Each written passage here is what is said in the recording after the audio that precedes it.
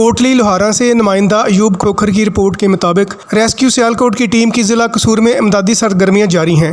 Secretary emergency service director general doctor Rizwan Naseer की खसूसी हिदायत पर रीजनल एमरजेंसी ऑफिसर गुजरांवाला ने डिस्ट्रिक्ट सियालकोट से ज़िला कसूर टीमें रवाना कर दी हैं, जो कि रेस्क्यू ऑपरेशन में हिस्सा ले रही हैं। District emergency officer engineer Naveed Iqbal की ज़ेर निगरानी कसूर रेस्क्यू एंड और रिलीफ ऑपरेशन में रेस्क्यू टीमें हिस्सा ले रही हैं। Rescue and safety officer Samiullah Gondal की कमांड में 7 कश्तियाँ और 18 रेस्क्यूअर्स रेस्क्यू एंड रिलीफ के कामों में हिस्सा ले रहे हैं। रेस्क्यू सियालकोट की टीमों ने अब तक तकरीबन 600 से ज़्यादा लोगों बशमूल बच्चों और औरतों को रेस्क्यू करके महफूज मकाम पर मुंतकिल किया है और रेस्क्यू ऑपरेशन जारी है। रेस्क्यूअर्स ने इंसानों के अलावा कसीर तादाद में जानवरों और कीमती अमलाक को भी महफूज मकाम पर मुंतकिल कर दिया है।